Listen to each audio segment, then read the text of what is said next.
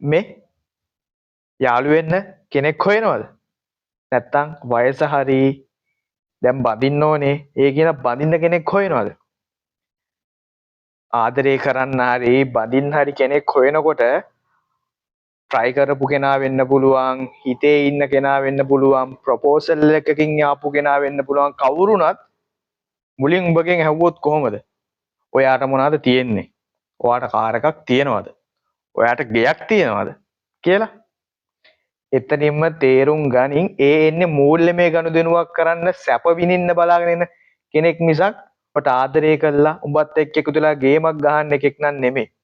ඒකින එහෙම තැනකදී දෙපාරක් හිතපන් ඒ කෙනා උඹ ආදරය කරනවද, ඒ කෙනා උඹ බදිනවද කියලා. හොඳේ නිකන් බැදලා පස්සේ අමාරුවේ වැටෙන්න එපා. බදින්න ලේසි, ලෙහා ගන්න හරි අමාරුයි බං මේ දවස්වල. ආර්ථිකෙත් හරි දරනොයිනේ. ඕවට ගොඩක් වියදම් යනවා.